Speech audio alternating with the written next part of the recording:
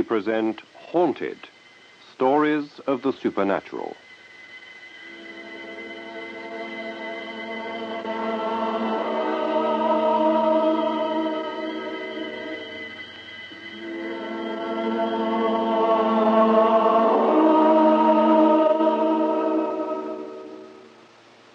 The Family by John Eliot, adapted for radio by Derek Hoddinott, starring George Cole as Watson.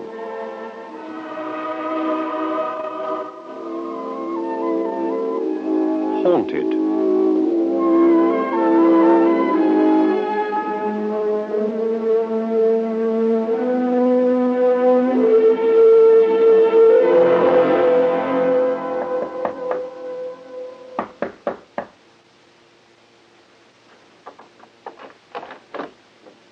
Yes, sir? Good morning. Detective Sergeant Forrester? Yes, sir. I'm David Eccleston, Mr. Watson's solicitor. Oh, yes, sir. Come in, will you? Thank you. If you'd care to sit down for a moment, sir. Thank you, but I'd like to see my client first, if you don't mind. Where is Mr. Watson? In the bedroom. But, before you go in, I think you ought to read this. Oh? What is it? A letter, sir, addressed to you. So I see. It hasn't been opened. Oh, I can see that. Sergeant, Mr. Watson wants me to read it now, does he? I think that's his intention, sir. When you've read it, perhaps then we can have a talk. You're being somewhat mysterious, Sergeant. I didn't mean to be. But perhaps when you've read the letter, sir.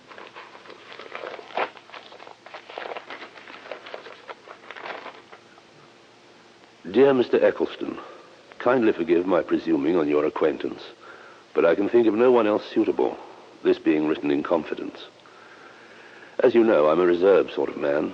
I don't make friends easily. You'll be surprised at hearing from me. In fact, I hope you remember me, since you must have to look after a lot of cases like mine. Having received full remission for good conduct, I've now been out of prison for some 18 months, and am still living in the city, as you can see from the above address. Although I'm a relatively well-educated man, as you know, I have not succeeded in obtaining good, regular employment. Once a thief, always a thief, I suppose. I'm not in trouble again. Let me make that perfectly clear. No. This letter is about something peculiar which has happened to me lately. It concerns a young woman called Carol Temple. I met her one night as I was approaching the front door of the boarding house where I live.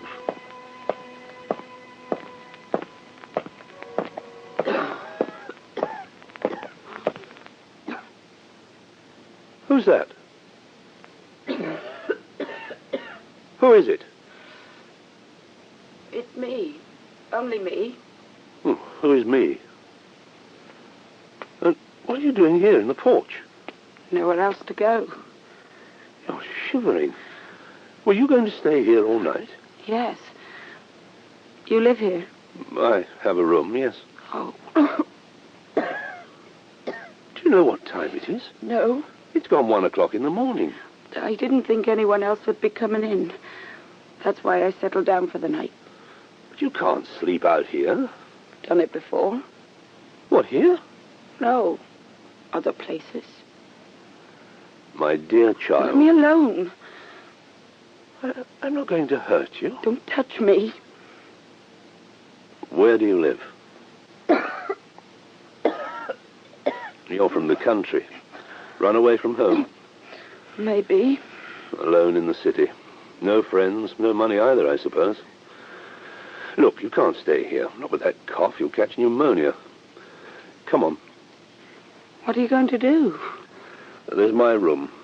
It's not much, but at least it's warm. And you can have something to eat. What do you say?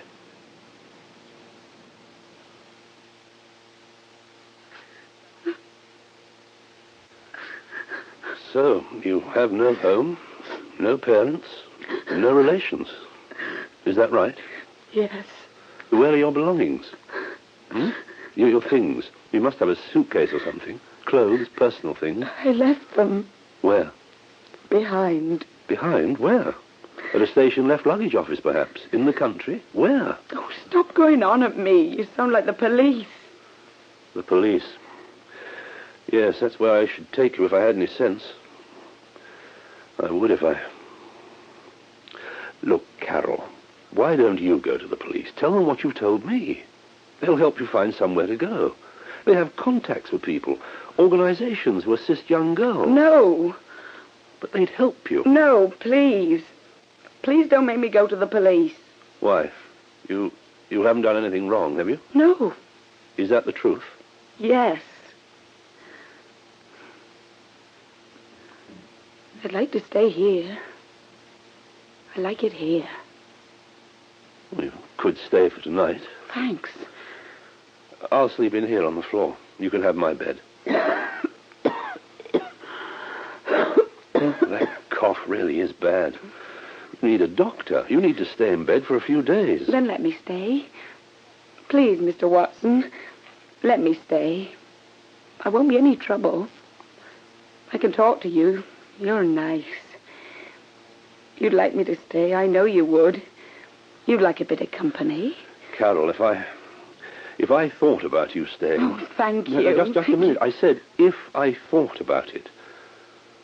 I want you to answer my questions honestly and truthfully. What do you want to know?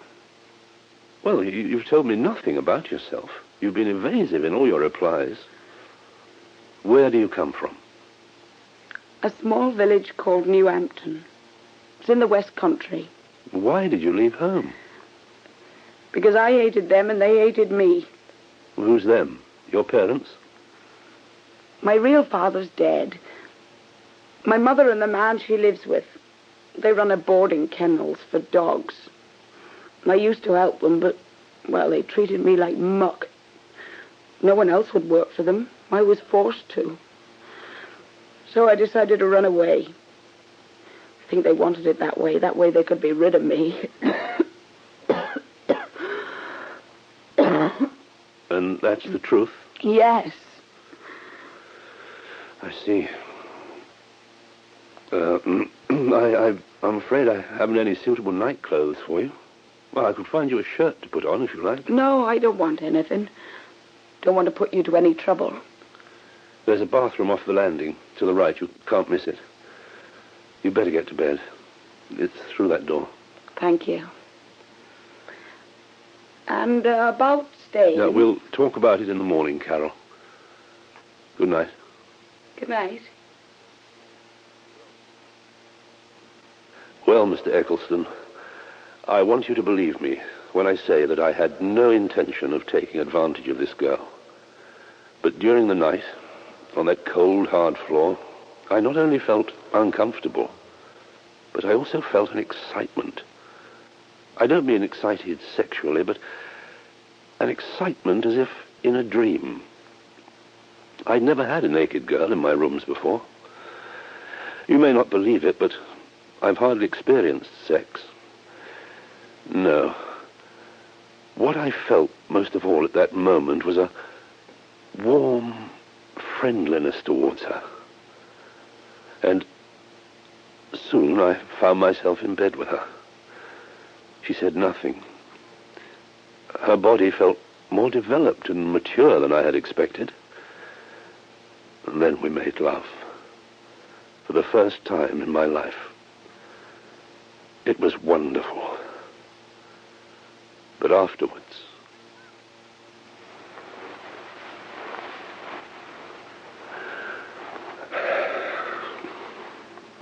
I'm sorry.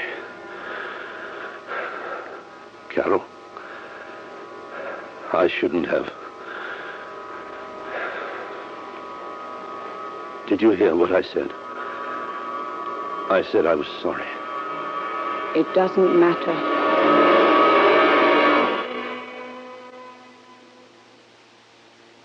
Good morning. Morning. I made you some coffee. Oh, thanks. I thought I smelt it. Have you had anything to eat? Oh, I had some toast. Hope you didn't mind. No, of course not. Ugh. What's the matter? No sugar. Sorry. You weren't to know.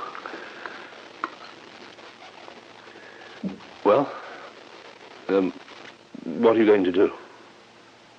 Look around. I've decided to look around for something. Good. Good. You can stay until you find a job if you like. No. That's very nice of you, but... Well, I got a girlfriend who might put me up for a week or two. I'll phone her this morning. I thought you didn't know anyone in London. Well, there is this girl. She's not a friend, at least not a close friend. Only met her once. But I got her address and she might help me. I don't think you need to worry about me anymore. Honest. I see. You'd better take this. You can't afford... I'm not broke. I can afford a couple of pounds, for heaven's sake. Are you sure? Yes, you take it. It's the least I can do. Thank you. After she washed up the breakfast things, she went. And I was alone again. There was no legitimate work that spring, though I assure you I tried. I did some more night work. Well, you know what I mean by that. And over Easter it was possible to do some daytime work, too, while people were away. Well, this is in the strictest confidence, of course. Because of this, I became a bit depressed. My whole life seemed a bit pointless, especially when I thought about Carol and our one night of intimacy. But I neither saw her or heard of her again. Until one evening, the 13th of April, the very anniversary to the day that you defended me in court, I arrived home late from a job.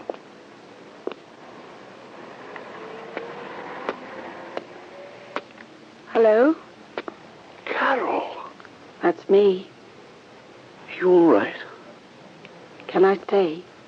Of course.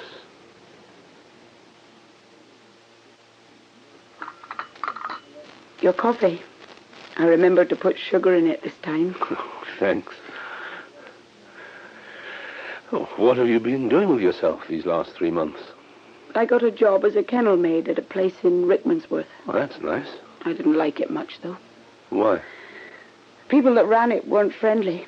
Well, why weren't they friendly? Don't really know. Had you done anything? No. No, in the end, they told me to go. Were they dissatisfied with your work? Don't think so. Well, they must have been if... No, it wasn't that. I told them I was pregnant. I see. Are you? Yes. How long? Just under 3 months. Oh, Carol. Yes? You can stay here as long as you like. I'll arrange it with the landlady. Hey, no. Don't cry. I'm going to look after you. We're going to be together. You don't have anything to worry about. Please. You're so kind. And you've no reason to be. Nonsense. But no buts. Please, listen. The night you found me in the doorway... Carol, I don't want to... I want to tell you the truth. If I'm to stay, I want you to know the truth about me. All right. When you found me, I hadn't just arrived in London like I said. I'd run away. I'd run away from someone. Someone? Who? Someone. Doesn't matter. A man. What I said about leaving home and coming to London was true. But I was picked up by this man and I went to live with him and then he put me into a house with some other girls and, well, he tried to make me like them. A brothel? He turned you into a prostitute? I told him I wanted to leave, that I wouldn't say anything, but he threatened me. Still, after a few weeks, I managed to get out one night. I was afraid to go to anyone, even the police. I'd never be safe from him, you see. That's when you found me. I was hiding from him. That's the truth. thought you should know. And that's why you changed your mind about staying? After we made love? You thought the same thing was happening? Yes. Something like that. Well, it does raise a question about the child, doesn't it? I'm not saying it's yours. Oh, I know you weren't, Carol. I know that. You've asked me to stay, and I'd like to. But it'd be unfair on you to take on the responsibility of a child if it isn't yours. See what I mean? Carol, can't you see? Don't you realize? I love you. What you told me doesn't make the slightest difference. I love you. I loved you when I first saw you, and I love you now. I'd hoped beyond hope you'd return, and now... Well, I'm not going to let you out of my life again. And so it was. The next 6 months were the happiest of my life. We never discussed the baby much, not at first. She was content to do the shopping, look after our little flat. And I got regular daytime work now. She got plumper and she visited the clinic regularly. She made the arrangements with the hospital that when her labor pains started, I was to take her in right away because she was a bit narrow and small and it was her first child. That happened 4 days ago.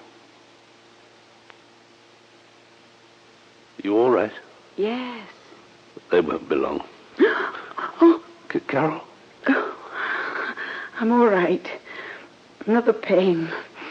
It wasn't much. I'll go and ask the nurse. No. It'll be all right. Babies don't get born quickly like that, you know. Sit down, please. They'll give you something for the pain. When I need it, they will. I don't need it yet. All right. I love you. I love you. Mrs. Watson? Yes? Would you come this way, please?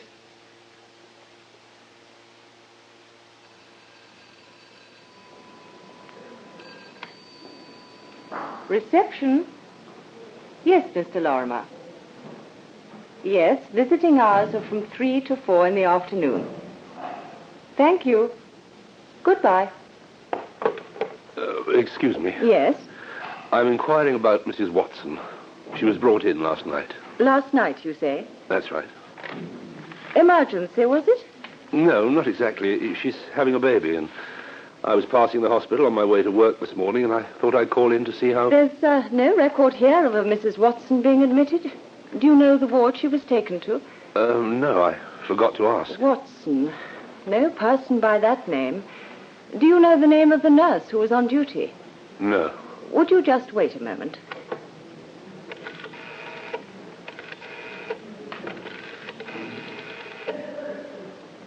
Janet?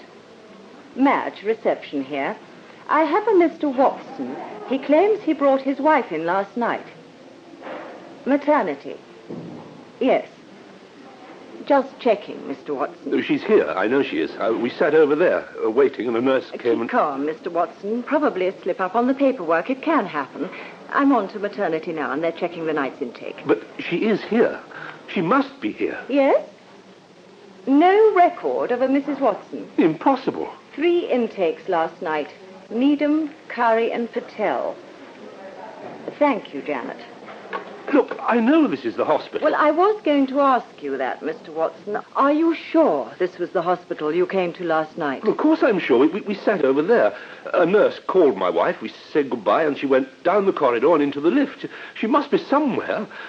But perhaps she's been taken to the wrong ward. Highly unlikely. There's no record of her maternity, and there's no record on last night's log, a copy of which is left here. I don't believe it. I must be going mad. You're saying my wife doesn't exist? No, of course not. I want to see the head man, please.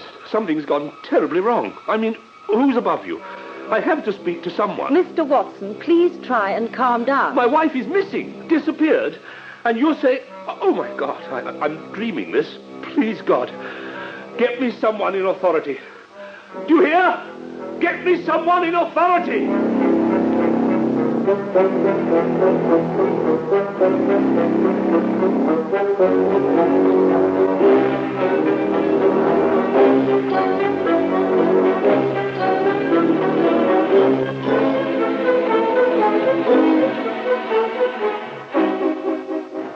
Mr. Eccleston, they turned that hospital inside out.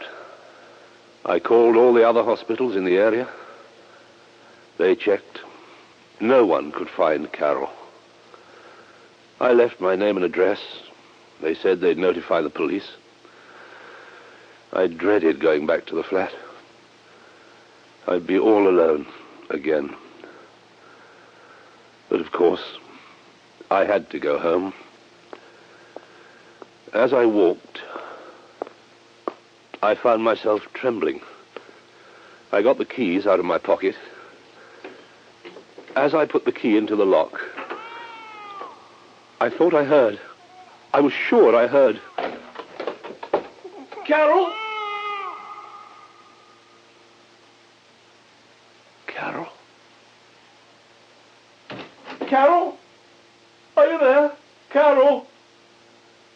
Carol?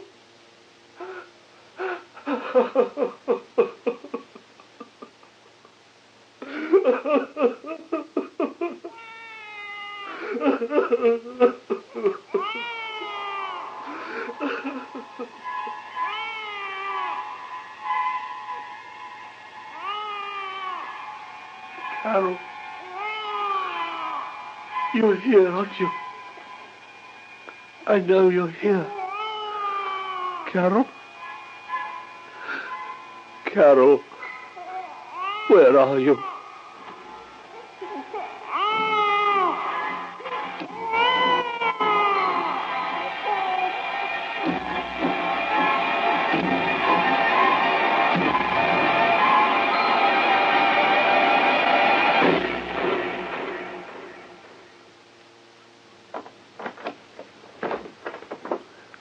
Yes? Mr. Watson? Yes, officer.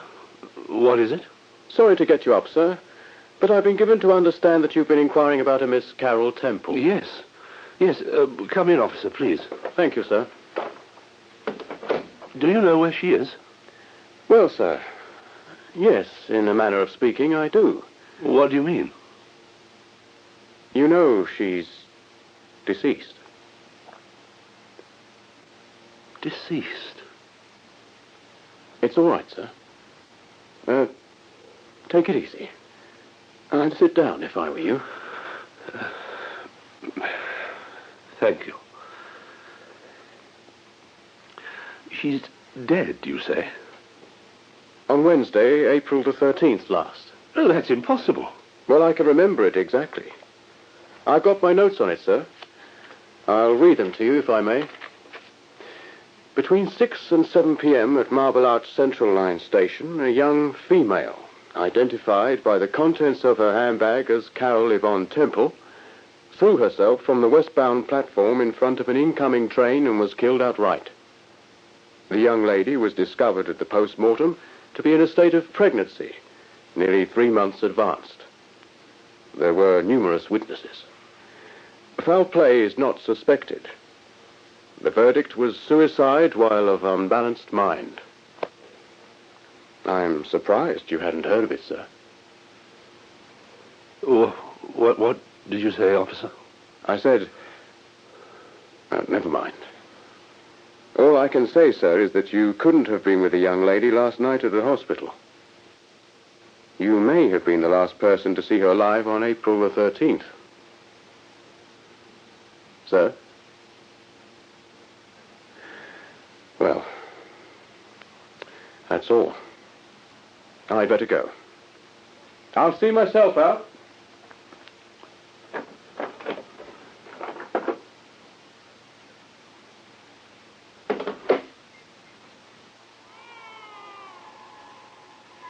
Oh, no. Not again. Please. Not again.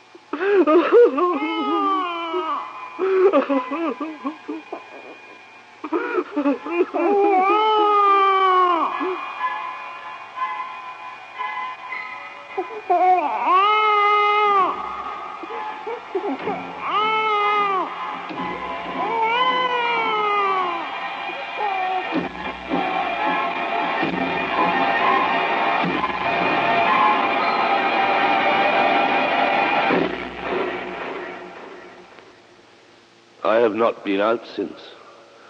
I shut the bedroom door because I can hear the baby crying in there, and I imagine Carol in there with it.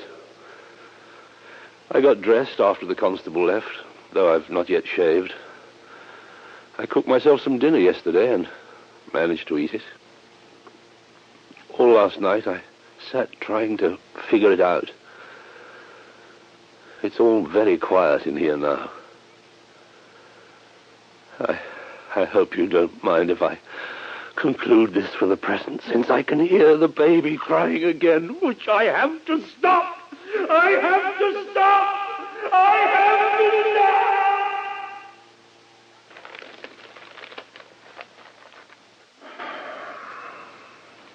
Well, Mr. Eccleston?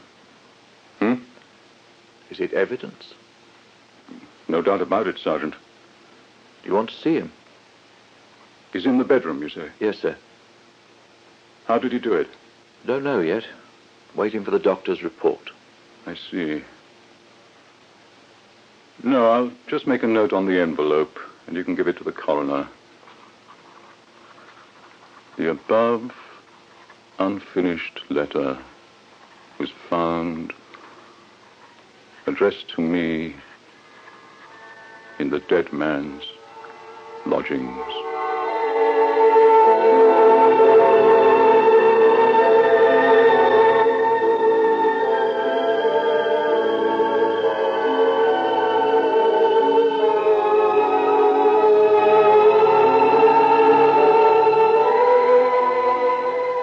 That was The Family by John Elliott, starring George Cole as Watson. Carol was played by Janet Moore, the sergeant by Peter Baldwin, Eccleston by John Church, the nurse by Elizabeth Ryder, the receptionist by Jane Thompson, and the policeman by Graham Faulkner. Haunted is adapted and directed by Derek Hodinott.